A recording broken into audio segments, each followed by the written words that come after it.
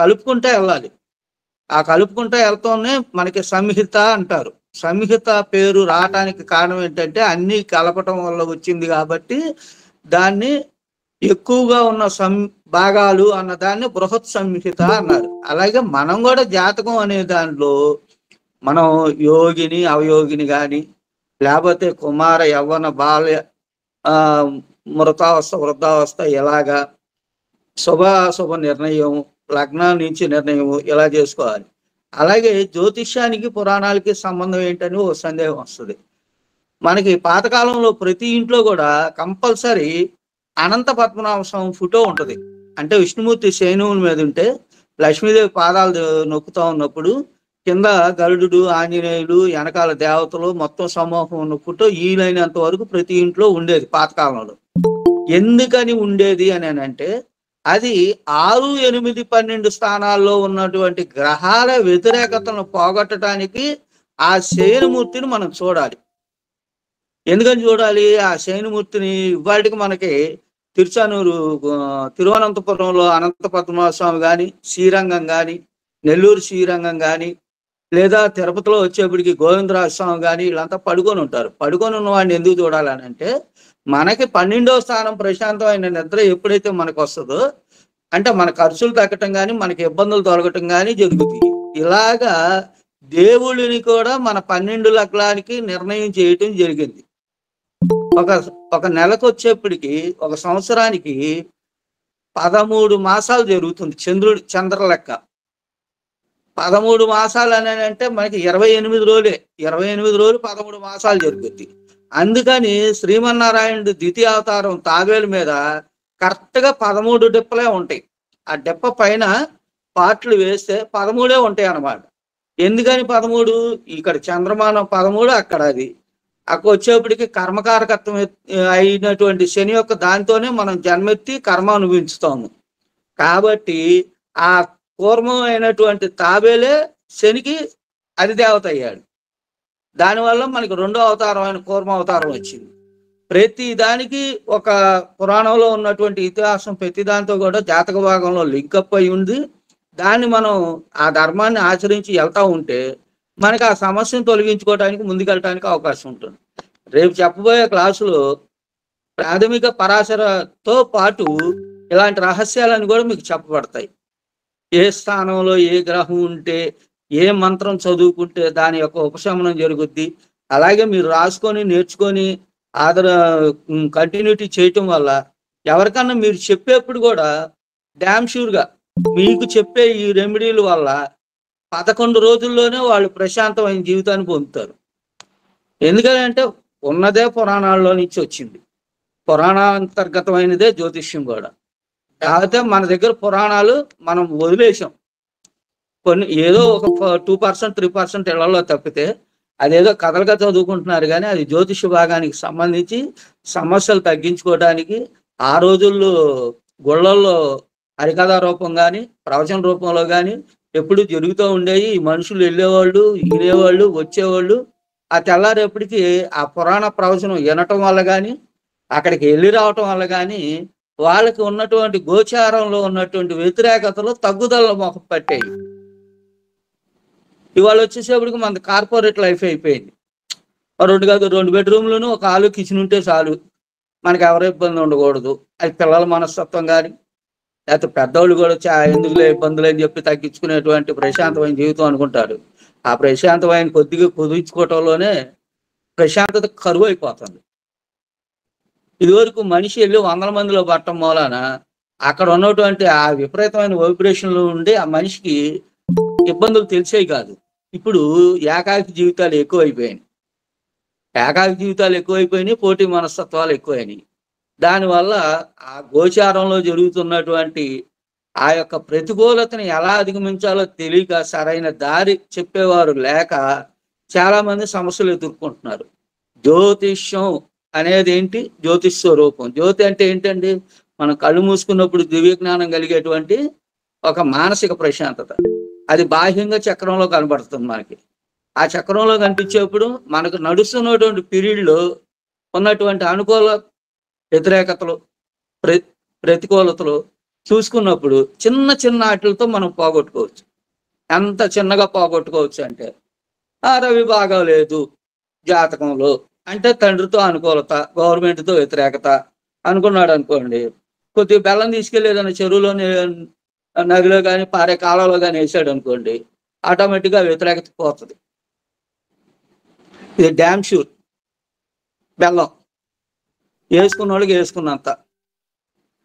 అలాగే పితృదోషం అంటే ఒక రవే కాదు, ఒక శనే కాదు, ఒక రాహు కాదండి. 9 గ్రహాలు మీ యొక్క జన్మ లగ్నత్తు 9-10 స్థానాల మీద ఆధిపత్యం వచ్చినటువంటి వ్యతిరేక గ్రహ ఇదే పితృదోషంగా ఉంటది. దాని తాలూకానే వస్తాయి ఇబ్బందులన్నీ కూడా. దాన్ని చూసుకోవడానికి మనం ఎక్కడికో పరిగెత్తక్కర్లేదు, ఏదేదో చేయాలనుకోకలేదు. మన దగ్గరలో ఉన్న చెరువు, పారే కాలువో, నదో, సముద్రంలోనో అంత బెల్లం వేసేస్తే అయిపోయింది రెమెడీ. ఎందుకంటే శ్రీరామనవమికి మనకి ఇచ్చేది ఏంటండి? పానకం. శ్రీరాముడి కథ అంతా ఏంటండి? తండ్రి మాట, తండ్రి మాట, తండ్రి మాట. ఇక్షాకుల వంశం మొత్తం అంతా కూడా చూడండి వంశ పారంపర్యమే. దిలీపుడి కానించి రఘుమహారాజు కానీ, అజిమహారాజు కానీ, రాములు వారు కానీ, లవకుశులు గారికి కానీ ఎక్కడికక్కడ తండ్రి సంతానం కోసం తాపత్రయపడటం, వాళ్ళకి కన్న తర్వాత ఇబ్బందులు పాలవటం భగవంతుడి యొక్క వంశంలోనే మనకి చరిత్రలోనే చెప్తా ఉన్నారు. ఆ పురాణాల్లో ప్రతి పురాణంలో కూడా అంతర్గతంగా జాతకంలో ఉన్న దోషాలని గట్టెక్కించేటువంటి రహస్యాలు బోల్డ్ ఉన్నాయండి. చాలా చాలా ఉన్నాయి. ఆ చాలా వాటిని కొద్దిగా తెలుసుకుంటూ ఉంటే మన ఆచరణలో మనం ఈ అమలు చేసుకుంటూ వెళ్తూ ఉంటే ప్రతికూలతలు చాలా వేగంగా తగ్గిపోతాయి. మనిషిలో ఉన్న గ్రహాల్లో 9 రవిచంద్రులు కళ్ళుకి అన్నారు. ఆ రెండింటిని కూడా రాహు పట్టి పీడిస్తాడు. అందుకని రాహు మంత్రం ఏముంటుందండి? చక్షుపీడ నివారణ వస్తు అని అంటాం రాహువుకి దానం చేసేప్పుడు. అంటే రాహువు దానం చేయటం మూలాన కళ్ళకున్న ఇబ్బంది తొలగిపోవాలి అని చెప్పాను అన్నాడంటే అవి బింబగ్రహాలు కాబట్టి మనకి కనబడుతున్నాయి. రాహుకేతువులు ఏంటంటే నీడ. ఎల్ఐసి సింబల్కి అటు ఇటు 2 చేతులు ఎలా ఉంటాయో ఈ భూమికి కానీ ఈ మనిషి ఆలోచించి జీవితంలో ఉండేటువంటి మనిషికి కానీ ఉండేటువంటి నీడ రాహుకేతువులు. దీంట్లో తను ధర్మబద్ధంగా ఉన్నాడా? కేతు అనుకూలతలు ఉండి మంచిగా ఉంటాడు. లేదు కొద్దిగా ఏదన్నా ఆలోచనలో తేడానో, సావాస దోషమో, లేదా పెరిగిన వాతావరణమో, వంశపారంపర్యంగా వచ్చినటువంటి ఆస్తుల వల్ల కానీ కొన్ని వస్తువుల వల్ల కానీ వ్యతిరేకతలు ఉన్నాయనుకోండి, అప్పుడు రాహు నెగిటివ్ అవుతుంది. ఆ రాహు నెగిటివ్ అయిపోయినప్పుడు ఏం చేస్తాం మనం? ఆ రాహువుకి సంబంధించి రాహువుని గట్టిగా చేయగలిగేది ఎవరు? రాహు అనగానే ఏంటంటే పాము. పాముకి ఏ వస్తువు అయినా కూడా చెప్పమ్మా. దుర్గా ఆరాధన దాంట్లో రహస్యం ఎవరు చెప్పరు. దుర్గా ఆరాధన అంతే. దాంట్లో రహస్యం చెప్తున్నాను అదే. ఆ పాముకి ఏ వస్తువు అయినా ఎర్ర కనబడుద్ది. అందుకని కుంకుమ తీసుకెళ్ళి ఆవిడ కాళ్ళ కాడేస్తే ఆమె ఆగుద్ది, రాహు ఆగుతాడు. కుంకుమ దుర్గమ్మకి ఎందుకు వచ్చింది? అది మంగళతత్వం అనుకుంటారు. కానీ ఆ పాముకి కనబడేటువంటి ఎర్రటిది ఏదైతే తీసుకెళ్ళి ఆ తల్లికాడు కుంకుమార్చనగా మనం వేసామో అప్పుడు ఆ రాహు యొక్క వ్యతిరేకత తొలగిపోతుంది. అలాగే శని మన జాతకంలో బాగాలేదన్నప్పుడు ఏం చేయాలి? మనం వేరే ఏయో చేసేస్తాం. గుడికాడికి వెళ్ళటం, నవగ్రహాల్లో నువ్వులు నేయటం ఇవన్నీ చేస్తాం. ఆ వేయటంలో కానీ చేయటంలో కానీ ఎక్కడో కొద్దిగా చిన్న తేడా ఉందనుకోండి, అది ఫలితం రాదు. కానీ ఫలితం రావడానికి చాలా తేలికైన మార్గం ఇంకోటి ఉంది. ఏదైనా సరే అదేనండి నేను చెప్పేది. అక్కడ మన పెద్దలకు వదిలేటప్పుడు బొట్టనేల మీదుగా వదిలితే ఇక్కడ వదిలేప్పుడు దేవతార్చన మన వెంకటేశ్వర స్వామి చేయాలా ఉంటుంది. ఎలా పెట్టి ఆ చేతిలో నుంచి నువ్వులు వదిలేస్తే శని యొక్క పీడబోతుంది. నది అంటే నారాయణుడు. ఓం నమో భగవతే వాసుదేవాయ. ఏదైనా తీసుకోగలడు, ఏదైనా ఇవ్వగలడు. జీవనది పక్కన మనం బతుకుతున్నాం కాబట్టి ఆ నది మనకి నారాయణుడే. ఆ నారాయణుడికి మనం సమర్పించుకోవటం వల్ల ఆ గ్రహాల దోషాలు తొలగించుకోగలం. ఇలాగుంటాయండి. రేపు చెప్పబోయే క్లాసులో ఇవి ఉన్నాయి. అలాగే పాక లగ్నం అని ఒకటి ఉంటుంది, దాన్ని కూడా మీకు నేర్పిస్తాను. లగ్నం కంటే ఆరూఢ లగ్నం కంటే నవాంశ లగ్నం కంటే కూడా పాక లగ్నం ఇంపార్టెంట్. పాక లగ్నాధిపతి ఎవరైతే ఉన్నాడో ఆ లగ్నాధిపతిని కనుక అనుకూలం చేసుకుంటే మనిషిలో చైతన్యవంతం పెరుగుతుంది. చైతన్యవంతం పెరగటం అంటే ఆటోమేటిక్గా సమస్యను గట్టెక్కటం. అది అనారోగ్యం కానీ, ఆర్థిక పరిస్థితి కానీ, కుటుంబ శ్రేయస్సు కానీ ఇలాగ ఉంటాయి అన్నమాట. పాకలగ్నం చాలా ఇంపార్టెంట్. అలాగే ఇందు లగ్నం. ఇందు లగ్నం అంటే ఏంటండి, మనకి డబ్బులు ఎలా వస్తాయి తెలుసుకోవటానికి ఇందు లగ్నం అనమాట. ఆరుడో లగ్నం వచ్చేసేపటికి అసలు మనకి ఏ గ్రహాలు మన మీద ఏ ఆధిపత్యం వహించినవి, అనుకూలత ప్రతికూలతలు ఈజీగా తెలుసుకుంటాం. మామూలు జన్మ లగ్నం కంటే, నవాంశ లగ్నం కంటే ఈ 3 లగ్నాలు కూడా ప్రత్యేకమైనవి. ఉత్తర భారతదేశం మొత్తం కూడా చూసేది ఆరుడ లగ్నం. కేరళ వాళ్ళు చూసేది వచ్చేసేపటికి పాక లగ్నం చూస్తారు.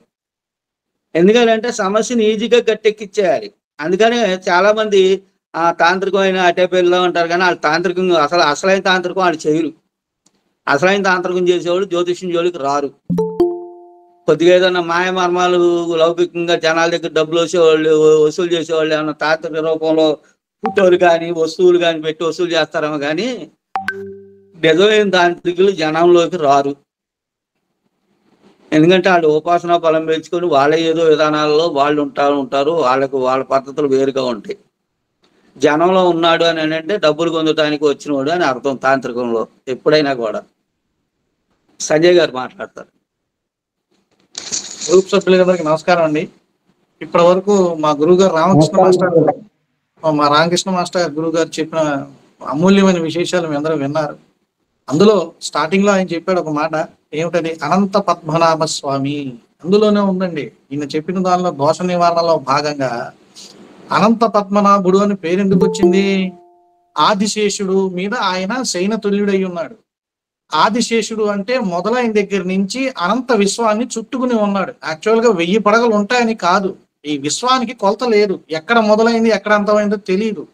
అలాంటి విశ్వమంతా వ్యాప్తి చెందినవాడు కాబట్టి ఆయన ఆదిశేషుడు అయ్యాడు. ఆయన మీద పడుకున్నాడు కాబట్టి ఈయన అనంత పద్మనాభుడు అయ్యాడు. ఆయన విశేషం అంత గొప్పది. ఇకపోతే గురువు గారు మీకు చక్కటి వారి అమూల్యమైనటువంటి విజ్ఞానాన్ని మీకు తెలియజేశారు. ఇకపోతే మనం టాపిక్ లోకి వెళదాం. నేను లాస్ట్ క్లాస్ లో భావము ఎలా పరిశీలించాలి అని ఒక చోట ఆపాను.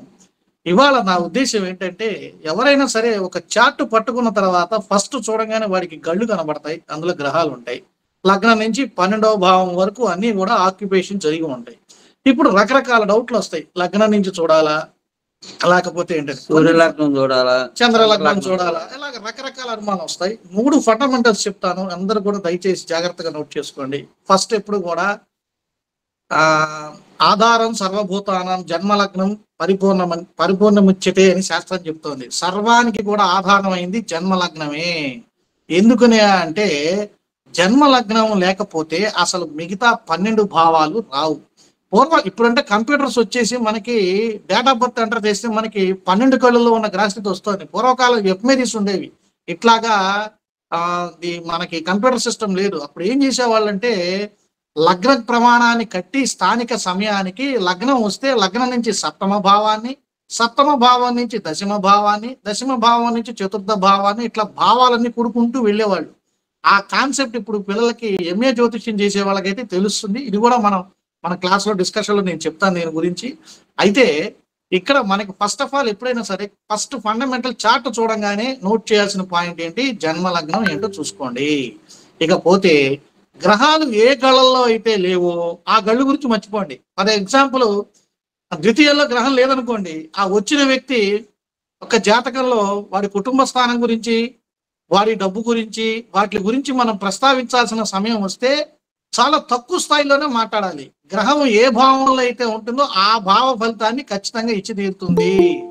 ఇలా మనం 2-3 ఎగ్జాంపుల్స్ చేస్తే మీకు అర్థమవుతుంది. ఇకపోతే జ్యోతిష్ శాస్త్రంలో 3వ ప్రధానమైనటువంటి పరిశీలన కాదు, ప్రాముఖ్యమైనటువంటి పాయింట్ ఏంటంటే భావం గొప్పదా, కారకత్వం గొప్పదా? ఇది చాలా మందికి. ఇప్పుడు తండ్రి గురించి చెప్పాలనుకో 9వ భావం చూడాలా, లేదా పితృకారకుడైనటువంటి రవిని చూడాలా అన్నప్పుడు ఇక్కడ ఎప్పుడు కూడా నేను చాలాసార్లు అంతకుముందు క్లాస్లో మనం డిస్కస్ చేశాం. రాశి చక్రం అనేటువంటిది ఫిక్స్డ్ చూడాలి. అలాగే ఒక్కసారి జన్మలగ్నం వచ్చిన తర్వాత 12 భావాలు ఫిక్స్ అయిపోతాయి. మన జీవితానికి సంబంధించినటువంటి శరీరము, అమ్మ ప్రేమ, భార్యతో లాలన, సంపాదించుకోవటం, పిల్లలు, ఆయుర్దాయం, చివరికి ఎలా గతించిపోతాం, ఈ మొత్తం సినిమా జీవిత చక్రం అంతా ఆ 12 గళ్ళల్లో నిక్షిప్తం అయిపోతుంది. సో ఇక్కడ మనకి అర్థమయ్యేది ఏమిటి? ఎప్పుడు కూడా భావం స్థిరమైనది భావం కాబట్టి అది గొప్పది. కారకత్వం అనేది ఎలాగంటే, కాఫీ టీ మనం తయారు చేసాం అనుకోండి, కాఫీ తాగితే కాఫీ అని చెప్తాం, టీ తాగితే టీ అని చెప్తాం, రుచిని బట్టి మనం చెప్తాం అనమాట. అట్లాగే కారకత్వం అనేది కూడా ఏంటంటే కేవలం అడ్రస్ నోటిఫికేషన్ వరకు మాత్రమే దాన్ని వాడుకోవాలి తప్పించి, కారకత్వం బలంగా ఉంది కదా అని చెప్పి దాన్ని ఏమంటారు, కారకుడిని ఎక్కువ ప్రియారిటీ తీసుకుని భావ ఫలితాన్ని మరొక రకంగా చెప్పడు. భావం ఏమో చెడు ఆన్సర్. ఫర్ ఎగ్జాంపుల్, ఒక వ్యక్తి మన దగ్గరికి వస్తాడు, నాకు వివాహం అవుతుందా అని అడిగాడు అనుకోండి, సప్తమాధిపతి ఏమో నీచ స్థానంలో ఉన్నాడు అనుకున్నాం కాసేపు, కానీ కారకుడు వెళ్ళి భాగ్యంలో ఉన్నాడంటే, నీకు కారకుడు బాగున్నాడు కాబట్టి అందమైన భార్య వస్తుంది, సొమ్ముగల భార్య వస్తుంది అంటే అంతకంటే పచ్చిభూతం కూడా ఉండదు. అక్కడ కారకత్వాన్ని నమ్ముకోకూడదు, భావాధిపతిని మాత్రమే చూడాలి. ఇవన్నీ ప్రాక్టికల్స్ లో మనకు వస్తాయి. అంటే ఇక్కడ నేను చెప్పే పాయింట్ ఏంటంటే, ఎప్పుడు కూడా ఒక భావ ఫలితాన్ని భావం నుంచే మనం, భావము, భావంలో ఉన్న గ్రహము, భావాన్ని చూసే గ్రహము, భావాధిపతి ఉన్న నవాంశాధిపతి, ఇంతవరకే. కారకత్వం ఏంటంటే టేస్ట్, ఒక రుచి మనం ఎలా తెలియజేస్తామో కేవలం ఏంటంటే బెనిఫిట్ ఆఫ్ ద భావ. ఫర్ ఎగ్జాంపుల్, కారకత్వం బాగుంది, భావం బాగుంది, అరే నీ జీవితంలో వివాహం చక్కగా ఉందని చెప్పచ్చు. వృత్తి కారకత్వం ఏంటి? పనిచేయడం అనేటువంటిది ఏమిటి? శని యొక్క లక్షణం. కర్మకారకుడు ఎవరు? శని భగవానుడు. సో ఇక్కడ శని జాతకంలో కనుక బలంగా ఉన్నట్లయితే, అంటే ఇక్కడ అదృష్టం ఏంటంటే వృత్తి కారకత్వానికి కారకుడు శని అయ్యాడు, భావాధిపతి కూడా. ఇప్పుడు ఫర్ ఎగ్జాంపుల్ ఒక ధనుర్లగ్నం తీసుకోండి, భావాధిపతి బుధుడు అయ్యాడు. ఈ బుధుడు వెళ్ళిపోయి భాగ్యంలో 9వ ఇంట ఉండి కారకుడైన శని భగవానుడు మేషంలో నీచంలో ఉన్నాడు అనుకోండి, వీడు ఉద్యోగం చేయడం చెప్పకూడదు. అక్కడ కారకుడు నీచ పట్టడం చేత ఇతనికి బెనిఫిట్ ఆఫ్ ద వృత్తి, అంటే వీడు ఎంత కష్టపడినా ఆ కష్టానికి తగ్గ ప్రతిఫలం రాదని చెప్పాలి. కారణం కారకుడు దెబ్బతిన్నాడు అక్కడ. అంటే ఆల్వేస్ కారకత్వ was indicated the benefit of the భావా. ఈ పాయింట్ ని మనం ప్రాక్టికల్స్ గా 2-3 చాప్టర్లు మనం పరిశీలిద్దామండి. ముందు నేను చెప్పిన ఈ సూక్ష్మమైన పాయింట్లు మీకు అందరికి అర్థమయ్యాయా? ఒకరిద్దరు స్పందించండి మీరు వినడానికి.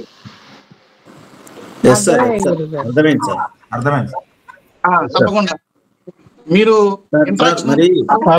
భావనాశయ అంటారు కదా సార్, కారకో భావనాశయ అనేది ఎంతవరకు కరెక్ట్ సార్? బాగా చెప్పారు. నేను అదే కారకుడు ఇందాక ఒక మాట అన్నా, బెనిఫిట్ ఆఫ్ ద భావ. అందుకనే కారకుడిని తీసుకెళ్ళి ఏం చేశారు? కారకో భావనాశయ. ఈ పాయింట్ ఎందుకు వచ్చిందయా అంటే, పూర్వకాలం నాడు ఏంటంటే ఇంతమంది జనాభా లేరు, ఇన్ని ఫెసిలిటీస్ లేవు, ఇన్ని రకాల టెక్నాలజీలు లేవు, కేవలం కుల వృత్తులు ఉండేవి. ఒక బ్రాహ్మణ వంశంలో పుడితే అర్చకత్వం చేసుకునేవాళ్ళు, వైశ్య కులంలో పుడితే వ్యాపారం చేసుకునేవాళ్ళు, ఇతర కులస్తులు పుడితే వాళ్ళ కుల ధర్మాన్ని బట్టి వాళ్ళు వృత్తులు చేసేవాళ్ళు. కానీ ఇవాళ దేశకాల పరిస్థితులు మారాయి. అందువల్ల కారకో భావనాశయ అనేది ఈ కాలం వర్తించదు. దీనికి చాలా ఎగ్జాంపుల్స్ ఉన్నాయి. అంటే పూర్వకాలం ఎందుకు చెప్పారు ఈ మాట? ఫర్ ఎగ్జాంపుల్, ధనానికి అధిపతి ఎవరు? గురుడు. ఈ గురుడు వెళ్ళి భాగ్యంలో ఉన్నాడు అనుకోండి, వీడి కారకో భావనాశయ అంటే ధనానికి అధిపతి అయిన గురుడు 9వ స్థానంలో ఉండటం వల్ల వీడికి డబ్బులు రావని కాదండి. అక్కడ అర్థం ఏమిటాయా అంటే, తండ్రి స్థానంలో ఈ కారకుడైన భావనాశన కారకుడైనటువంటి వాడు ఉండటం వల్ల తండ్రి ధనం మొత్తం పాడవుతుంది అని పూర్వకాలం నాడు కొంత ఏంటంటే ఏ కారణానికి ఎందుకంటే తండ్రి స్థానానికి ఎప్పుడైతే పిల్లాడికి చేతి నిండా డబ్బులు అందాయో తండ్రిని లెక్క చేయడు కదా. పూర్వకాలం విధి విధానాలు, కట్టుబాట్లు చాలా పద్ధతిగా ఉండేవి. మనకి ఇంత డబ్బుకి ఇంత విలువ లేదు పూర్వకాలంలో. గడిచిపోయిన కృష్ణదేవరాయలాగా ఈ జ్యోతిష్ శాస్త్రం వాళ్ళది కాదు కదా, కొన్ని వందల సంవత్సరాల నుంచి వస్తుంది. వాళ్ళ శాస్త్రం చాలా మారాల్సినటువంటి, శాస్త్రంలో మార్పులు రావాల్సిన కాలం వచ్చిందండి. అందువల్ల ఈ కారకో భావనాశయ అనేది పూర్వకాలం వర్తించేది, కానీ ఇప్పుడు దీని గురించి పక్కన పెట్టేసేయండి, దీన్ని పట్టించుకోవద్దు దీని గురించి. రైట్, మన యొక్క సబ్జెక్టులకు వెళదాం. ఇప్పుడు నేను ఒక చార్ట్ పెట్టాను చూడండి. ఫస్ట్ ఒక చార్ట్ పెట్టాను, కుంభలగ్నం ఒక చార్ట్ పెట్టాను చూడండి. అందరూ చూడండి. గురువాని విద్యలో రాజా మూడిట్లోకి ఫార్వర్డ్ చేయి రాజా. అలాగే గురువు గారు చేస్తున్నారు. మూడిట్లో ఫార్వర్డ్ చేస్తే ఎవరికాళ్ళు ఆ చార్ట్ చూసారనుకో దాని విశ్లేషణ చెప్పచ్చు. ఇంకొకటండి, ఎప్పుడైనా కూడా జన్మ లగ్నంలో దశమాధిపతి నవాంశలో ఏ రాశిలో ఉన్నాడో ఆ రాశికి సంబంధించిన ఆ వ్యక్తి ఆ వృత్తిలో ఉన్నాడు అని అంటే అతని జాతకం అనుకూలంగా పనిచేస్తుందని నిర్ణయం తీసుకోవచ్చండి. జన్మలగ్నంలో దశమాధిపతి కొద్దిగా తెలిసిన వాళ్ళకి ఉపయోగపడుద్ది, తెలియని వాళ్ళకి రేపు నేర్చుకునే దాంట్లో అర్థం అవుతుంది. జన్మలగ్నంలో దశమాధిపతి నవాంశ లగ్నంలో ఎక్కడైతే ఉన్నాడో దానికి సంబంధించిన వృత్తిలో అతను ఉన్నాడు అని అంటే అతనికి జాతకం అనుకూలంగా ఉన్నది అని అర్థం చేసుకోవాలండి. అదే 100% ఐడెంటిఫికేషన్ కి రూల్ అండి అది. ఆ ఇప్పుడు అందరికీ కూడా ఒక చార్ట్ వచ్చిందా అండి? కుంభలగ్నం, రేవతి నక్షత్రం. సార్ ఒక్క నిమిషం, మీరందరూ కూడా చార్ట్ ఓపెన్ చేస్తే ఇప్పుడు ఈ చార్ట్ ను మనం ఎలా అనాలిసిస్ చేయాలి అంటాక ఒక ఎగ్జాంపుల్. నేను ఇందాక ఒక మాట చెప్పా, కారకుడు వేరు, భావం వేరు. ఫలితం చెప్పడానికి భావాధిపతిని పరిశీలించాలా, కారకుడిని పరిశీలించాలా అనేది ఈ చార్ట్ లో మనం పరిశీలిద్దాం. ఫర్ ఎగ్జాంపుల్ ఒకసారి జాతక చక్రం చూడండి, గ్రహాలన్నీ ఎన్ని గడుల్లో ఉన్నాయో లెక్కేసుకోండి. 1, 2, 3, 4, 5, 6 రాసుల్లో గ్రహాలు ఉన్నాయి గురువు గారు. ఒకటి బాగా అబ్జర్వ్ చేయండి, పంచానన యోగం. గ్రహాలన్నీ కనుక 5 రాసుల్లో ఉంటే పంచానన యోగం అంటారు. గ్రహాలన్నీ 4 రాసుల్లో ఉంటే చతుష్పాద యోగం అంటారు. గ్రహాలన్నీ 6 రాసుల్లో ఉంటే వీణామృతాంగ యోగం అంటారు. గ్రహాలన్నీ 7 రాసుల్లో ఉంటే క్షిప్ర యోగం అంటారు. ఇట్లాగా ఒక ఎన్ని భావాల్లో గ్రహాలు ఉన్నాయో అన్నిటికీ పేర్లు ఉన్నాయి. కాకపోతే అనుభవంలో నేను తెలుసుకున్నది ఏంటంటే, రాశి చక్రం 12 గళ్ళలో గ్రహాలు ఉండే అనుకున్నాం కాసేపు. అంతకంటే దౌర్భాగ్య జాతకం ఇంకోటి ఉండదు. ఎందుకని? గ్రహాలు ఎన్ని ఏళ్లలో ఉంటే అన్ని గ్రహాలు షష్టాష్టకాలు అవుతాయి. ఒక గ్రహానికి ఒక గ్రహం షష్టాష్టకం అవుతుంది. ఇది చాలా దుష్ఫలితాలను ఇస్తుంది. ఉదాహరణకి ఇక్కడ చంద్రుడు తీసుకోండి. ద్వితీయ కుంభలగ్నంలో మీన రాశిలో చంద్రుడు ఉన్నాడు. అక్కడి నుంచి 6వ ఇంట చూడండి, లగ్నాధిపతి అయిన శని పడ్డాడు వెళ్ళి. దీన్ని మనం ఎలా విశ్లేషణ చేయాలి? లగ్నాధిపతి వ్యయాధిపతి అయిన శనికి షష్టాధిపతి అయిన చంద్రుడు షష్టాష్టక స్థితి పడతము చేత మనిషి ఒకవైపు, శ్రమ ఒకవైపు. అంటే నువ్వు వెళ్ళి ఆ కొట్లో పనిచేస్తే నీకు జీతం వస్తుందిరా అంటే, నేను అక్కడికి వెళ్ళను, నేను ఇక్కడే పనిచేస్తా, డబ్బులు రాకపోయినా పర్లేదు అంటాడు. అంటే కష్టం ఒకవైపు, ఫలితం ఒకవైపు. ఇలాగా గ్రహాలు ఎందుకు వచ్చింది సిచ్యువేషను? గ్రహాలని స్కాటర్ అయిపోవటం వల్ల. అంటే ఎన్ని రాసుల్లో గ్రహాలు విదజిల్లబడతాయో అలా ఆ జాతకం చాలా బలహీనంగా ఉంటుంది. గ్రహాలు ఎప్పుడు కూడా తక్కువ రాసుల్లో ఉండాలి. అలా అని చెప్పి 2, 3 రాసుల్లో ఉండటం కూడా మంచిది కాదు. మినిమం 4 నుంచి 6 రాసుల వరకు పర్వాల. 6 దాటినా 4 లోపున్న ఆ జాతకానికి అల్ప సంఖ్యాక యోగం అంటారు. అంటే ఎక్కువ మాట్లాడక్కల్లా దాని గురించి, పెద్ద ఫలిత విశ్లేషణ చేయక్కల్లా. ఈ పాయింట్ గుర్తుపెట్టుకోండి. అయితే మీ అనుభవాల్లో మీరు చూసి ఉండొచ్చు, 3 రాసుల్లో 2 రాసుల్లో గ్రహాలు ఉన్న వాళ్ళు కూడా అద్భుతంగా ఉన్న వాళ్ళు ఉండి ఉండొచ్చు. అది ఎక్కడో చాలా రేర్ కేసెస్. కానీ మ్యాక్సిమం ఏంటంటే ఎప్పుడు కూడా 4, 5, 6 స్థానాలలో, అదే 4, 5, 6 రాసులలో గ్రహాలు మొత్తం ఉంటే ఆ జాతకం గురించి పెద్దగా మనం డిస్కస్ చేయొచ్చు. 7 రాసుల్లో గ్రహాలు ఉన్నాయనుకోండి, వాళ్ళకి మనం ఏం చెప్పినా ఒకసారి కుదరకపో. కారణం ఒక గ్రహానికి ఇంకో గ్రహానికి షష్టాష్టక పరిస్థితి ఏర్పడటం చేత ఫలితాల్లో మార్పులు చాలా స్పీడ్ గా జరుగుతాయి అన్నమాట. ఉదాహరణకి ఈ జాతకం తీసుకున్నాం. ఇక్కడ ఇప్పుడు ఫస్ట్ ఎగ్జాంపుల్, ఇప్పుడు ఈ వ్యక్తి మన దగ్గరికి వచ్చాడు. ఎప్పుడైనా గుర్తుపెట్టుకోండి, జాతక చక్రం చూడంగానే ఇక వాడు మనకి చేతికి చాట్ ఇవ్వగానే టక టైపు కొట్టినట్టు మనమే అన్ని చెప్పకూడదండి. శాస్త్రంలో ఫస్ట్ పాయింట్ ఏంటంటే వాడు అడగాలి, మనం చెప్పాలి. అదే ఇది గుర్తుపెట్టుకోండి. అడగకుండా చెప్పింటే అది మనకు ఫలించదు. వాడు మన దగ్గరికి వచ్చిన తర్వాత, గురువుగారు నా పెళ్లి ఎప్పుడు అవుతుంది, లేదు నా భార్య పరిస్థితి ఏమిటి, లేదు నా వృత్తి పరిస్థితి ఏమిటి, లేదు నా ధనదాయాదుల నాకు డబ్బులు ఎలా వస్తాయి, నా ఆరోగ్య పరిస్థితి ఏంటి, లేకపోతే నాకు శత్రు రుణదోషాలు ఏమైనా ఉన్నాయా, ఇట్లా వాడు నోరితే చడిగితేనే చెప్పాలి. అంతేగాని మనం చాటు చూసి మన బుర్రకేదో వచ్చింది కదా అని చెప్పామా అపహాస్యం ఫాలో అవుతాం. ఎందుకంటే శాస్త్రంలోనే ఉంది, అడిగితేనే చెప్పండి, అడగకుండా చెప్పొద్దని. మనకి జ్యోతిష్యం మనం స్టార్టింగ్ లో మనకి నేర్పించేటప్పుడే చెప్తారు పాయింట్స్, గురువు పెద్ద గురువులు. సో ఇప్పుడు నేను చెప్పే పాయింట్, ఈ చార్ట్ మనం తీసుకున్నప్పుడు అందరూ కూడా బాగా అబ్జర్వ్ చేయండి. ఫస్ట్ ఎప్పుడు కూడా చార్ట్ చూడంగానే 3, 6, 8, 12 స్థానాలు దుస్థానాలు అంటారు.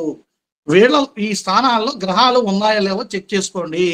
ఎందుకని వాటిని చెక్ చేయాలి? అవి దుస్థానాలని చెప్పారు. వాటిల్లో కనుక లగ్నాధిపతి కావచ్చు, ఏ భావాధిపతి అయినా కావచ్చు, ఎవరున్నా సరే, 3, 6, 8, 12 స్థానాల్లో గ్రహాలు కనుక ఉన్నట్లయితే ఆ గ్రహ కారకత్వం ఏంటో నోట్ చేసుకోండి. ఎందుకని నేను ఇందాక చెప్పా, బెనిఫిట్ ఆఫ్ ద భావ అని. ఫర్ ఎగ్జాంపుల్ 6వ ఇంట శుక్రుడు ఉన్నాడు అనుకోండి, ఉదాహరణ ధనుర్లగ్నం తీసుకోండి. ఇప్పుడు 6వ ఇంట శుక్రుడు ఉన్నాడు అనుకోండి. ఈ అధిపతి ఎవరయ్యారు? వీడు ఎక్కడ ఉన్నాడు? 6వ స్థానంలో ఉన్నాడు. ఉన్నందుకు ఏమైంది? దుస్థానం అయింది కాబట్టి మైనస్ ఫలితం. రైట్. మరి ఇప్పుడు ఏ భావాధిపతి అయ్యాడు? షష్ఠ లాభాధిపతి అయ్యాడు.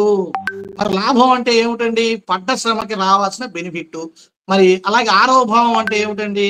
శరీరంలో ఉన్న బలం. దాన్నే ఒక విధంగా చెప్పాలంటే రోగం ఎంతకాలం ఉంటుందంటే మనలో ఉన్నటువంటి ఇమ్యూనిటీ పవర్ కూడా చెప్తుంది. సో ఇప్పుడు ఏం జరిగిందండి? ఆ బెనిఫిట్ అంటే ఇతను ఎంత కష్టపడ్డా చివరికి రిజల్ట్ రాదు. కారణం ఏంటి? అతనికి ఆ శుక్రుడు 6వ భావంలో పడిపోవటం వల్ల. సో అలాంటి వారికి ఏం చేయాలి? రెమెడీ పార్ట్ వేరే సంగతి తర్వాత మాట్లాడుకున్నాం. ఇట్లాగా మనం ఏం చేయాలంటే దుస్థానాల్లో ఏ గ్రహాలు ఉన్నాయో వాటి కారకత్వాలు నోట్ చేయండి. అది ఏ భావానికి, ఫర్ ఎగ్జాంపుల్ ఇక్కడే తీసుకున్నాం. ఇక్కడ ఉదాహరణకి అష్టమంలో రాహు ఉన్నాడు. రాహు గురించి మనం అదొక పెద్ద టాపిక్ తర్వాత చూద్దాం. 6వ ఇంట చూడండి. ఇప్పుడు ఈ లగ్నానికి కుజుడు ఉన్నాడు.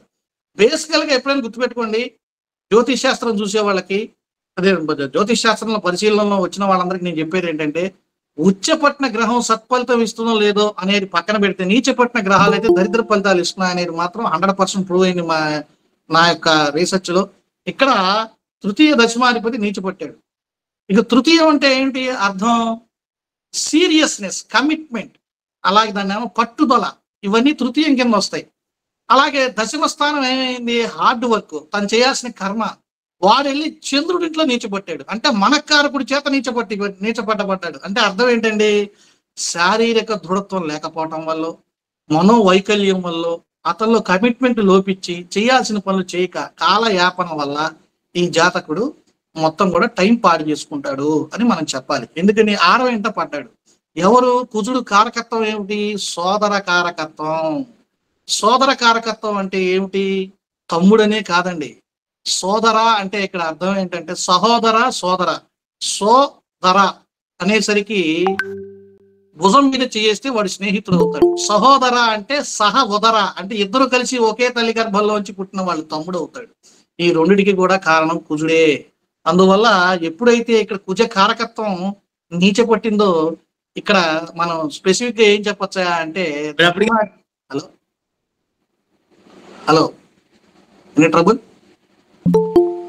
సో ఆ విధంగా కుజకారకత్వం ఇక్కడ నీచపడటం వల్ల ఈ ఎప్పుడైతే దశమాధిపతిగా కూడా ఉన్నాడో, ఇక్కడ భేషజాలు, అహంభావం, ఒప్పుకోకపోవటం వల్ల సోదరుల మధ్య అభిప్రాయ భేదాలు కానీ, స్నేహాల మధ్య అభిప్రాయ భేదాలు కానీ రావటం వల్ల ఈ జాతకుడు మానసికంగా చాలా స్ట్రగుల్ ఫేస్ చేయాలి. అలాగే నెక్స్ట్ ఇకపోతే ఈ జాతకుడే మన దగ్గరికి వచ్చి పిల్లలు ఉన్నారా నాకని అడిగారు అనుకున్నాం కాసేపు. పంచమాధిపతి చూడండి, మీకు అక్కడ పంచమాధిపతి 4వ స్థానంలో ఉన్నాడు. 4వ స్థానాధిపతి పంచమంలో ఉన్నాడు. ఎప్పుడైతే చతుర్థ పంచమాధిపతుల పరివర్తన పట్టిందో అద్భుతమైన రాజయోగం. నిజానికి ఇది అంటే కేంద్ర కోణాధిపతుల పరివర్తన అద్భుతమైన రాజయోగాన్ని ఇస్తుంది. ఇక్కడ పంచమాధిపతి ఏమో 4వ స్థానంలో ఉండటం, పుత్రకారకుడు వెళ్ళి డైరెక్ట్ గా పంచమంలో ఉండటం, ఈ రెండు బెనిఫిట్ అయినప్పటికీ కూడా ఇక్కడ ఏం జరిగింది? మనకి చక్కగా నీకు పిల్లలు ఉన్నారు బాబు అని మనం చెప్పొచ్చు, అందులో అనుమానం లేదు. కానీ ఇతనికి పిల్లలు పట్ల మరి అదేంటి? అద్భుతంగా జాతక చక్రం ఉంది, కారకత్వం బాగుంది, అన్ని బాగున్నాయి, మరి పిల్లలు ఎందుకు పట్టలేదు? అక్కడే ఉంది అసలు రహస్యం. ఎప్పుడు కూడా పరివర్తన పట్టినప్పుడు గుర్తుపెట్టుకోండి, దాని ఒరిజినల్ కారకత్వాలు దెబ్బతింటాయి. అలాగే ఇక్కడ బుధుడు రాహుగ్రస్తం అయ్యాడు. అక్కడ బుధుడిని రాహు చూస్తున్నాడు. అందువల్ల ఎప్పుడు కూడా ఒక భావాన్ని పరిశీలించేటప్పుడు దాని కోణాల్లో పాపగ్రహం కూడా ఉందా లేదా చెక్ చేసుకోవాలి. సో ఓవరాల్ గా ఇప్పుడు నేను ఇక్కడ రాస్తున్నాను, నేను చెప్పే పాయింట్ ఏంటంటే భావము ని పరిశీలించి భావ ఫలితాన్ని చెప్పాలి. కారకుడికి పరిశీలించి ఆ భావ ఫలితం ఎలా ఉంటుందో నిర్ణయానికి రావాలి. ఇప్పుడు ఇంకొక ఎగ్జాంపుల్ కూడా మీకు చెప్తే మీకు ఇంకా క్లియర్ గా అర్థమవుతుంది. నేను ఇంకో చాట్ కూడా పెట్టాను, సింహలగ్నం చాట్, అది కూడా ఓపెన్ చేయండి ఒకసారి.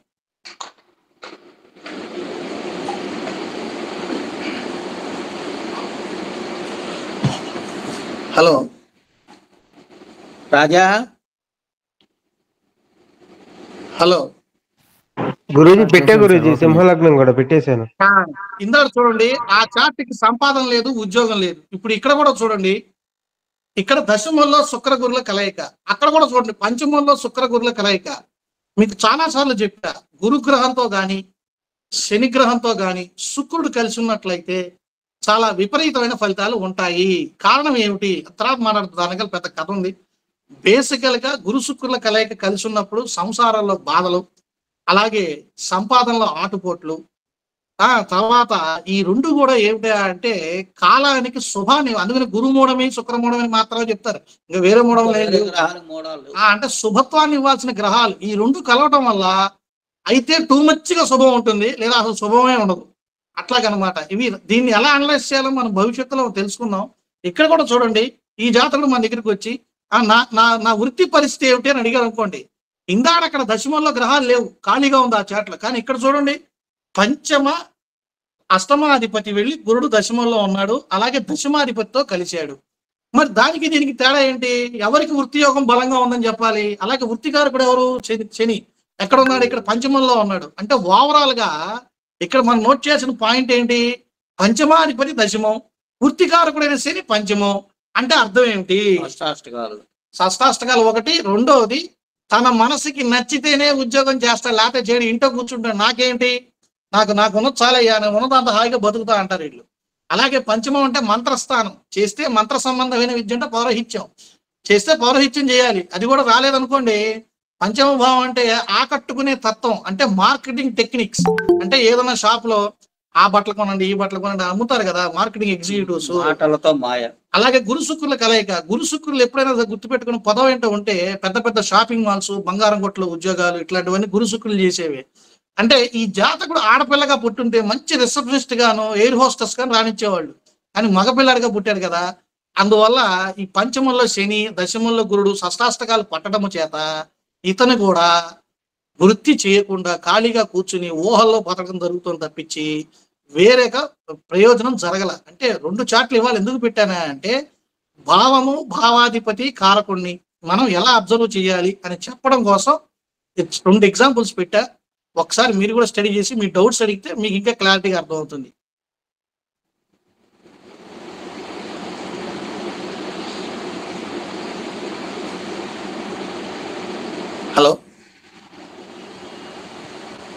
హలో.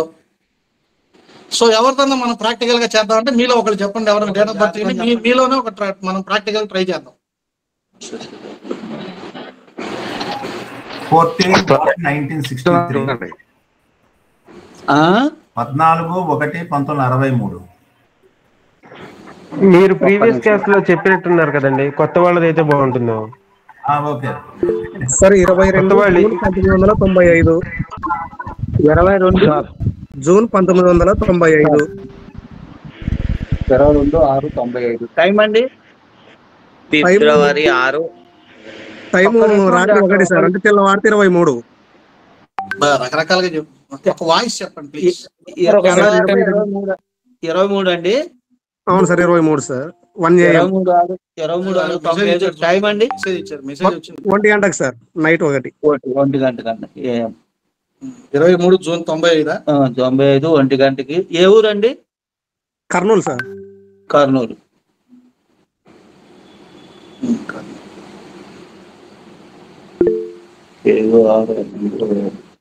గురుగారు డిస్కస్ చేసుకోండి, మనం పరిశీలించాం. ఈ లోపల రామకృష్ణ గారు మీతో మాట్లాడి పరిశీలించి మనం డిస్కస్ చేద్దాం. అడగండి.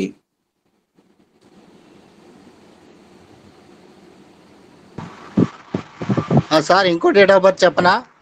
23వ తారీఖు ఒకళ్ళు చెప్పారు కదా కర్నూలు, అది చూస్తున్నాం. ఒక్క నిమిషం. గురుగారు ఈ లోపల ఒక క్వశ్చన్ అడుగుతానుంది. ఇందాక మీరు చెప్పారు కదా, చెప్పండి.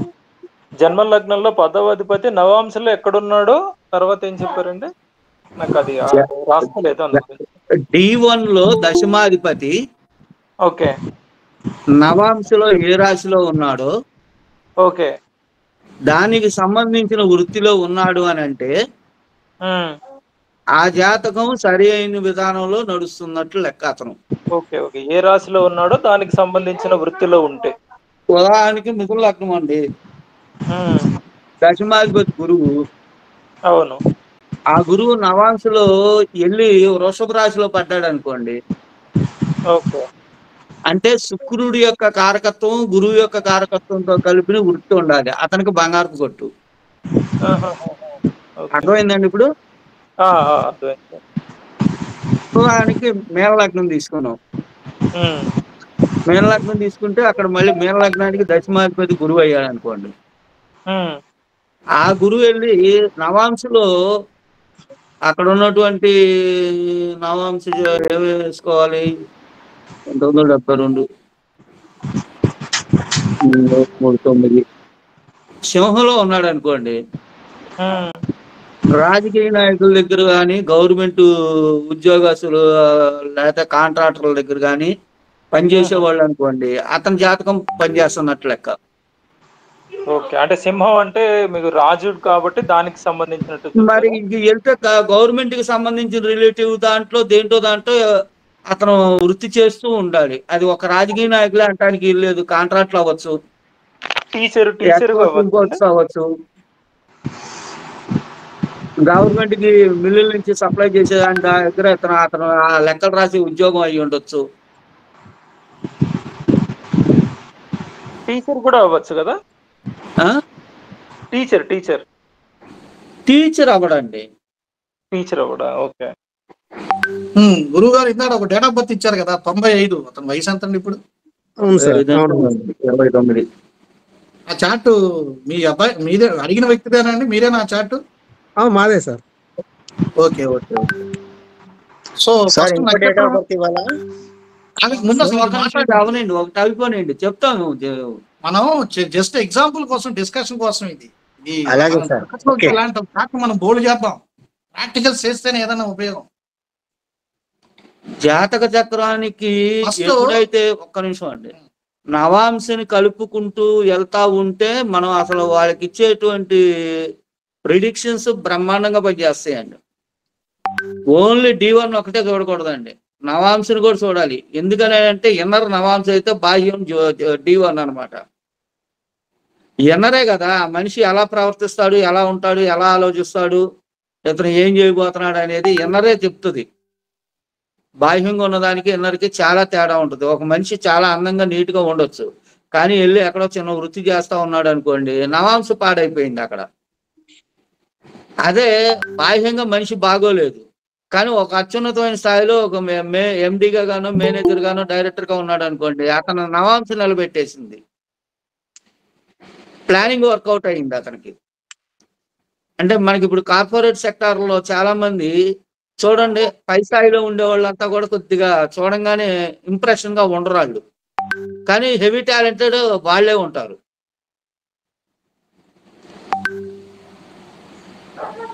అలాగే జాతక చక్రం విశ్లేషణ చేస్తున్నారండి. ఇప్పుడు గురువు గారు నేను ఇందాక ఒక మాట అన్నా, ఏమని? ఫస్ట్ చార్ట్ చూడంగానే 3, 6, 8, 12 ఇళ్లలో గ్రహాలు ఉన్నాయేమో చూడండి అన్న. మీకేం జరిగింది? సప్తమాధిపతి తృతీయం, అలాగే ఆ వివాహ కారకుడు తృతీయం. ఇక్కడ మనం ఈ పాయింట్ నోట్ చేయాలి. మీకు మ్యారేజ్ అయిందా లేదా? ఈ వ్యక్తి 29 ఏళ్ళు, ఇప్పుడు పెళ్లి జరిగిందా లేదా? అయింది సార్, అయింది.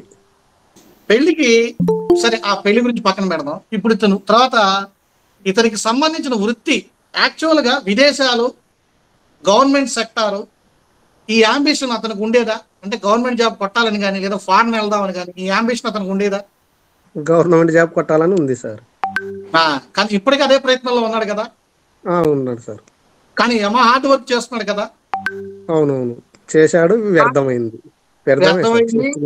సంపాదన లేకుండా, అంటే వేరే ఉద్యోగం కూడా చేయకుండా అదేదో వస్తుంది, ఇంకా అదే ఊహలు అలాగే కూర్చున్నాడు ఖాళీగా?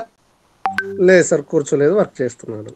ఇప్పుడు ఆ చేస్తున్న వర్క్ ఎక్కడ? ఏదైనా కన్స్ట్రక్షన్, రియల్ ఎస్టేట్, భూమి సంబంధమైన వాటిలో చేస్తున్నాడా?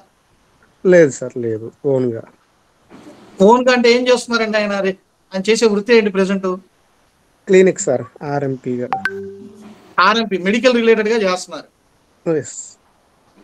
నేను ఇందాడ ఒక మాట అన్నా, దశమ భావం వృత్తి గురించి తీసుకుంటే నేను గవర్నమెంట్ గురించి ఎందుకు ప్రస్తావన చేశా? ఈ చార్ట్ చూడంగానే 10వ స్థానం మీద రవి దృష్టి బలంగా ఉంది. ఒకటి, కారకుడు ఏమయ్యాడు? లగ్నంలో పడ్డాడు, సాధిస్తాడు. మీ అబ్బాయి గవర్నమెంట్ జాబ్ కొట్టి తీరుతాడు. అంటే మీకు ఏమైనా రిజర్వేషన్లు ఉండి ఏజ్ కూడా సహకరిస్తే నేను చెప్పేది ఈ జాతకుడికి ఎందుకని చెప్పా? లగ్నంలో ఏ గ్రహం ఉన్నా అది యోగాన్ని ఇస్తుంది. So 11th and 12th lot in లగ్న అంటే వెరీ హార్డ్ వర్క్. ఇకపోతే మెడికల్ రిలేటెడ్ గా చేస్తున్నాడు అంటే ఎందుకు వచ్చింది ఆ మెడికల్ టర్మ్ ఎందుకు వచ్చిందయా అంటే దశమాధిపతి అయినటువంటి గురువు ఇక్కడ వక్రీకరించి భాగ్యస్థానంలో ఉండి కర్కాటకాన్ని చూశాడు. కర్కాటకాన్ని చూస్తే సింహాన్ని కూడా చూసినట్టే. అలాగే ధనాధిపతి వెళ్ళిపోయి 6 పడ్డాడు. మళ్ళీ మార్స్ ఆస్పెక్ట్ ఎప్పుడైతే శని మీద బలంగా ఉందో కుజిశని అంటే రక్త పరీక్షలు, పైగా 6వ భావంలో ఉన్నాడు. సో నాకు తెలిసి వెల్ ఎస్టాబ్లిష్డ్ క్లినిక్, మంచి పేరుంది కదా ఆల్రెడీ, ఉంది సార్, మంచి గుర్తింపు.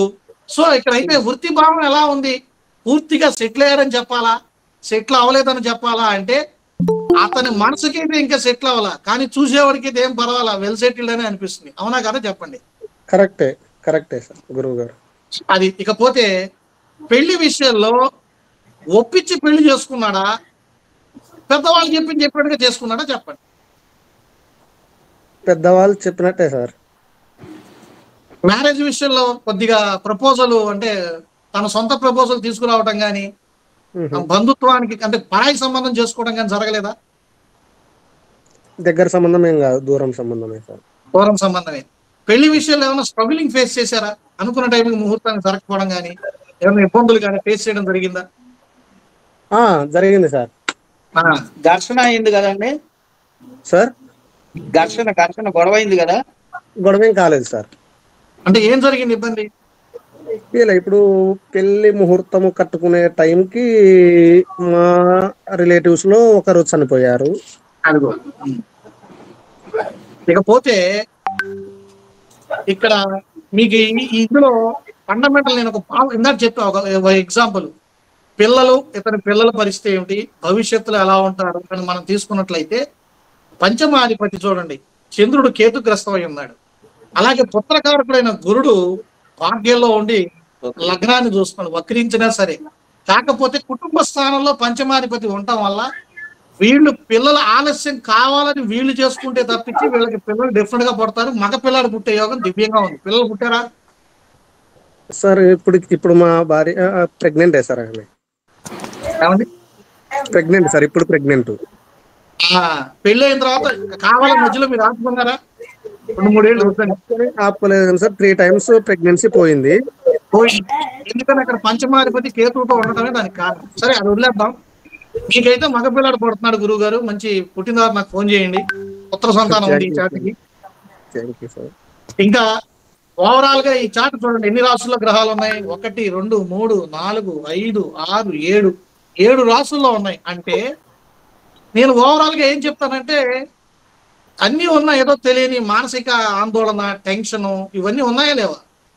ఉన్నాయి సార్, మస్తు ఉన్నాయి. ఇంకా అవి పిత్రార్జితం, నాన్నగారు ఇచ్చిన కష్టపడి ఇచ్చిన పొలం గాని భూమి గాని పోయిందా, వేస్ట్ గా పోయిందా? అది ఏదో వ్యాజ్యం వల్ల, ఏదో గొడవల వల్ల? లేదు సార్, పోలేదు. ఉందా, ఉంటుందా అనే సంశయం ఉందా?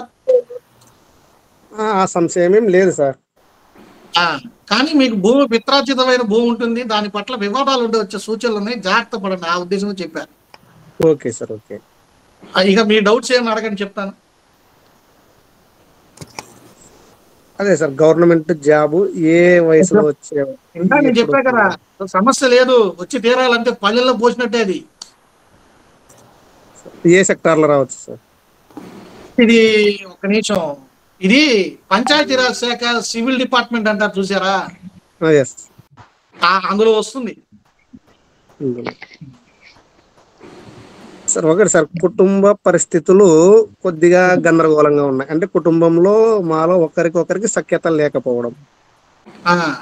అది ఇప్పుడు అలా పర్సనల్ ప్రాబ్లం పక్కన పెట్టేసేయండి. అది మనం ముఖాముఖి ఇలా మాట్లాడటం కరెక్ట్ కాదు, మనం విడిగా మాట్లాడుకున్నాం.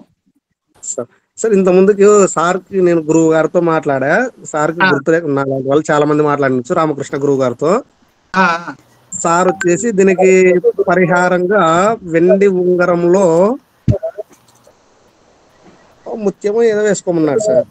అయితే నేను చెప్తాను. మీరు ఇందాక అన్నారు మనస్పర్ధలు వస్తున్నాయి అని, ఎప్పుడైనా గుర్తుపెట్టుకోండి. ద్వితీయం అనేది నోట్లో నుంచి వచ్చే మాట చెప్తే వెటకారంగా మాట్లాడే మాటలో తృతీయ భావం చెప్తుంది. మీకు శుక్ర బుధులు సప్తమాధిపతి తృతీయంలో ఉండటం వల్ల మీ పట్ల చులకన భావం, ఏదో తెలియని అవహేళన అనేది మీ మీ చుట్టుపక్కల ఉన్న వాళ్ళకో మీరు మిమ్మల్ని విమర్శిస్తున్న వాళ్ళకో ఉంది. అది ఆ బుధుడు వల్ల వస్తోంది. గణపతిని కొలవండి, గణపతికి ఉండ్రాళ్ళు పోయించండి, వినాయకుడి గుళ్ళో పూజ చేయించండి, మీకు ఆ దోషం పోతుంది. అలాగే తెల్ల జిల్లేడు చెట్టుకి నీళ్లు పోయింది. నా ఉద్దేశం అది. Okay sir. ఇంకొకరిది. గురువు గారు ఇంకా సార్ దీనికి ఏమైనా కొద్ది పరిహారం చెప్పగలరా? గురుగారు ఆ, గురుగారు నమస్కారం. ఫిబ్రవరి 6, 1979. ఒక్క నిమిషం వారు అయిపోయింది. మళ్ళీ మీ దగ్గరికి వస్తాను నేను. వారు అయిపోయింది. ఒక నిమిషం, వారేదో మధ్యలో చెప్పండి సార్. సార్ సార్ ఇంత ముందుకి రామకృష్ణ సార్ గారు చెప్పాడు సార్, వెండి ఉంగరంలో ముత్యము వేసుకోమని చెప్పాడు. ఎందుకని? చంద్రుడు కేతువుతో ఉన్నాడు, కంపల్సరీ ఆయన చెప్పింది కరెక్ట్. అదే సార్. అవును వేసుకుంటే ఇప్పుడు ఈ ప్రాబ్లం చెప్పేవాళ్ళు కాదు సార్. అంటే జస్ట్ ఒక 15 days అయింది సార్, అంతే, చేసుకోలేదు. ఇంకొక మాట చెప్తాను, ఆగండి ఒక నిమిషం. ఇలా గురువు గారు నేను మంచి పాయింట్ చెప్పాలి, నేను చూస్తాను. ఇలా ఎవరన్నా ఒకరు చెప్పండి. సార్ సార్ ఇంకా ఇందాక ఫిబ్రవరి 6, మాట్లాడుతున్నాం కదా, 1979. ఒక్క నిమిషం. 6 1979 6:30 6 to 6:30. అన్నా నువ్వు చెప్పేది ఒకసారి ఫస్ట్ తారీఖు చెప్పు. ఫిబ్రవరి 06/02 1979. 6 o'clock మార్నింగ్ సార్. ఏ ఊరు? నిజామాబాద్.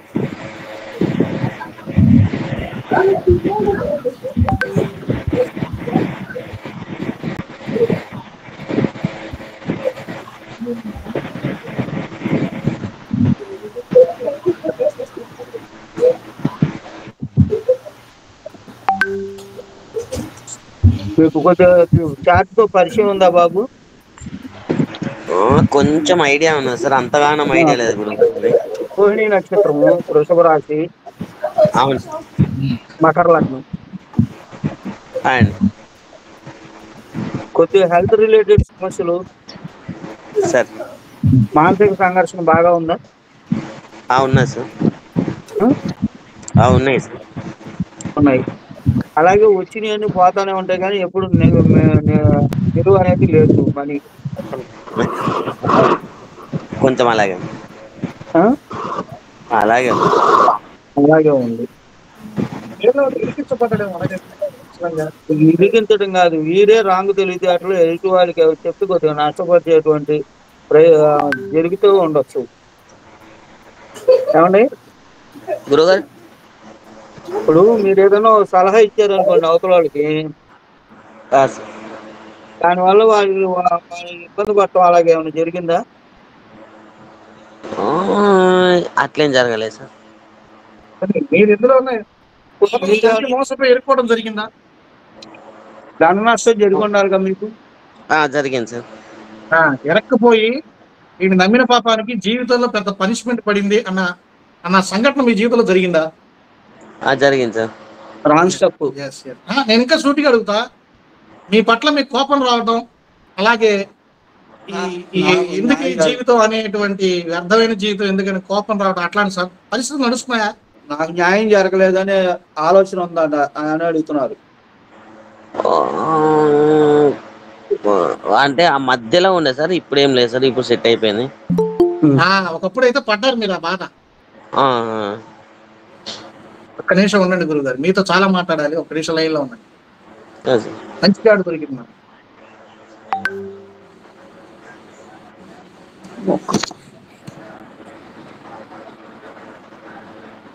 గురుగారు, రామకృష్ణ గురుగారు, ఇందాక మీరు చెప్పారు కదా దశమాధిపతి నవాంశలు ఎక్కడున్నాడో దానికి సంబంధించిన వృత్తి చేస్తే అది జాతకం బానే ఉంటుంది అనేది. ఇప్పుడు ఒకవేళ నవాంశలో ఆ దశమాధిపతి నీచంలో ఉంటే అప్పుడు పరిస్థితి ఏంటి గురువు గారు? జన్మ లగ్నాధిపతి D1 చార్ట్ లో దశమాధిపతి నవాంశలో నవాంశలో క్యాల్కులేషన్ లేదండి, ఉండదా? ఓకే ఓకే ఉండదు. ఓకే. ఇక్కడ మీరు మీ ఆలోచన కరెక్టే ఒక రకంగా. ఎట్లా అంటే శుక్రుడు ఒకవేళ కన్యలో ఉన్నాడు అనుకోండి నవాంశలో అని అనుకుంటే, అది వచ్చేసేపటికి శుక్రుడు జన్మలగ్నంలో కూడా కరెక్ట్ గా ఉండడు. ఓకే, అర్థమైందండి? అది భగవంతుడి డిజైన్ అండి జాతక చక్రం అనేది. Correct correct. అర్థమైందండి? నిజామాబాద్ శుక్రుడు కన్యలో ఉంటే ఏం చేస్తారండి? తర్వాత మాట్లాడదాం రాజా. హలో, నిజామాబాద్ గురువు గారు లైన్ లోకి రండి ఒకసారి.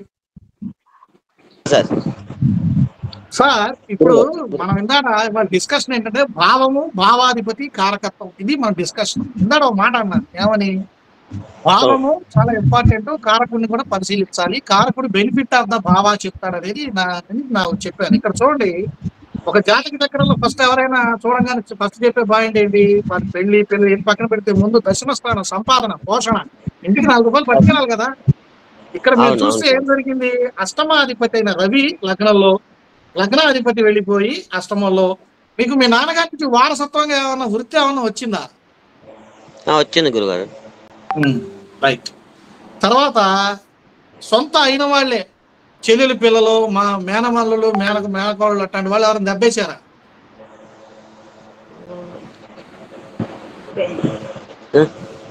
అక్క చెల్లెళ్ళతో విభేదాలు ఏమైనా ఉన్నాయా మీ అక్క చెల్లెళ్ళతో? అక్కలతో విభేదాలు ఏం లేవండి. మేనల్లుడు, మేనకోడలు, సొంత చేత్తో పెంచిన పిల్లలు, మీ దగ్గర పెరిగిన పిల్లలే మీకు మిమ్మల్ని మోసం చేయడం అన్న జరిగిందా? నేను అడిగే పాయింట్ చాలా ఆలోచించి జాగ్రత్త చెప్పండి.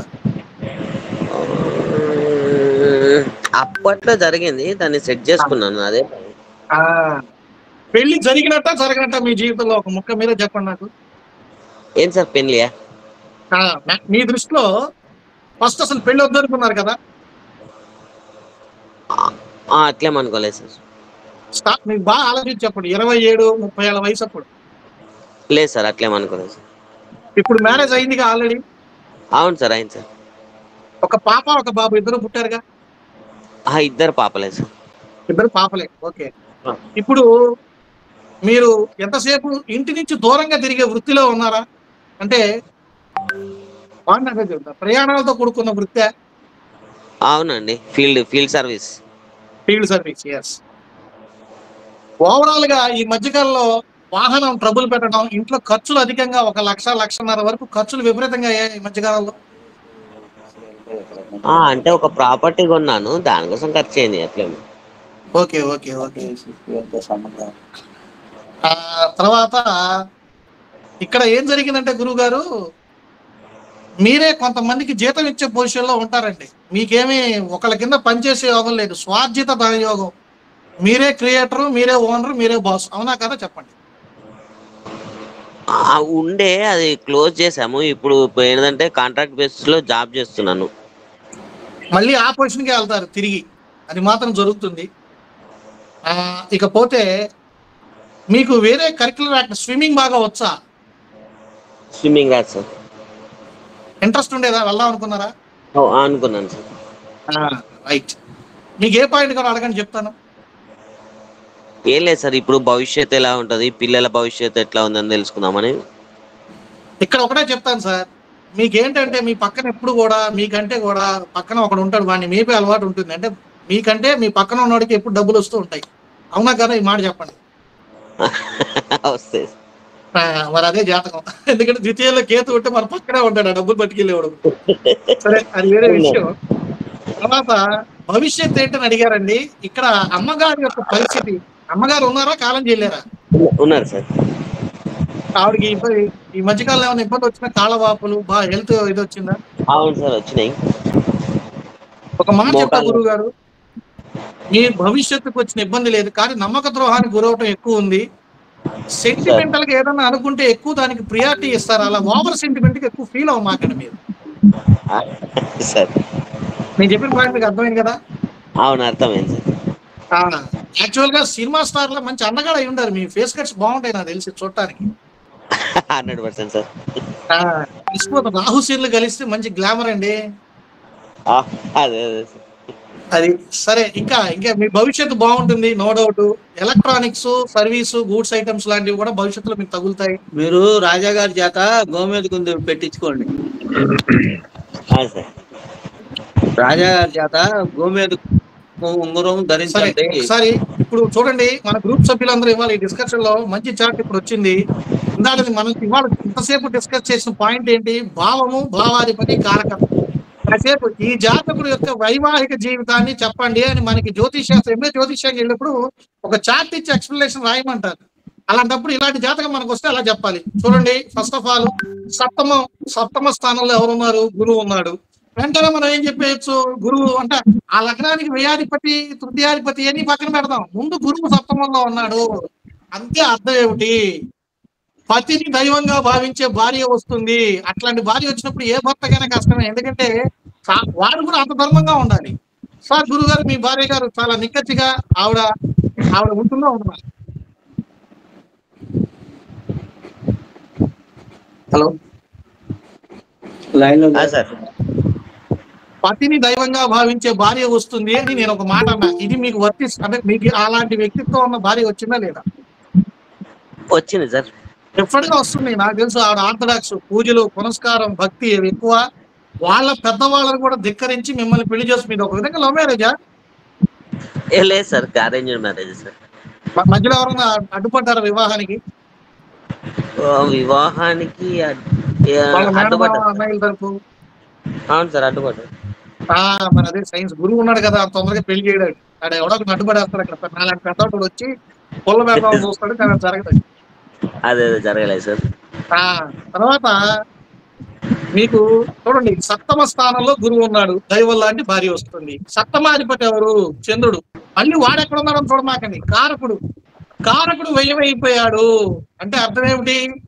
భార్య వివాహం వల్ల బెనిఫిట్ తక్కువ ఉంది. మీ భార్య గారికి ఆస్తిపాస్తులు ఏమి లేకుండా చాలా సామాన్యమైన కుటుంబం నుంచి వచ్చింది ఆవిడ. అవును సార్. అన్నదమ్ములు కూడా లేరు కదా, ఒకే ఒక ఆడపిల్ల. లేదు సార్, ఒక అక్క, ఒక చెల్లె, ఒక తమ్ముడు. వాళ్ళు చాలా యావరేజ్ ఫ్యామిలీ. అవును సార్. చూసారా? కారకత్వం, బెనిఫిట్ త్రూ వైఫ్. ఆవిడ హౌస్ వైఫ్ ఏం చేయట్లేదుగా. ఏం చేయట్లేదు సార్. అదే మరి చూసారా? కారకత్వం ఏలో పట్టడం వల్ల 7th భావానికి రావాల్సినటువంటి బెనిఫిట్స్, ఎర్నింగ్స్ త్రూ వైఫ్ అనేది అక్కడ తగ్గింది. అంటే ఇలా మనం ఒక చార్ట్ ని అనలైజ్ చేయొచ్చు. Number 1 chart. గురువు గారు మీరైతే నమశివాయ, విష్ణు శివ సహస్రనామం, శివుడిని కొలవండి. మీకు ఆదాయం దేనిలో బలంగా రాబోతోంది అంటే భవిష్యత్తులో మీరు సంపాదించేదంతా రియల్ ఎస్టేటే. మంచి రోజులు వస్తున్నాయి మీకు, దగ్గరలో ఉండండి. Thank you sir. గురుగారు నమస్కారం అండి. గురుగారు 10:30 అయిపోయింది.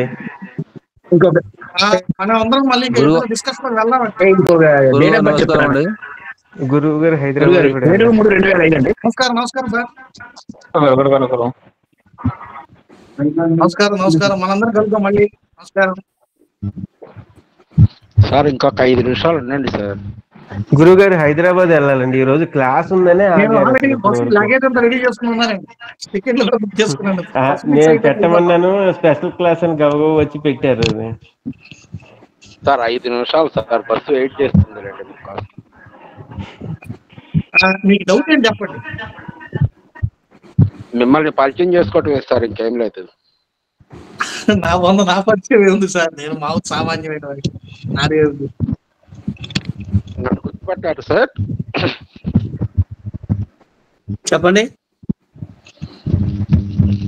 ఓకే సార్, తర్వాత మీకు ఫోన్ చేసి మాట్లాడతాను సార్. Thank you. ఓకేనండి. రామకృష్ణ గారు మీతో కూడా తర్వాత మాట్లాడతాను. అందరికీ ధన్యవాదాలండి. శుభరాత్రి.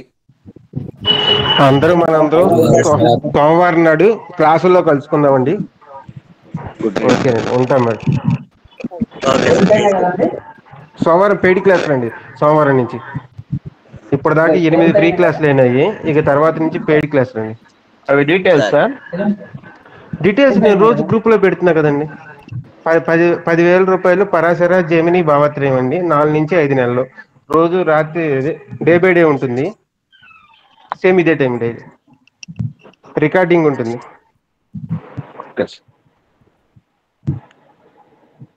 ఓకేనండి, ఉంటానండి, ధన్యవాదాలు.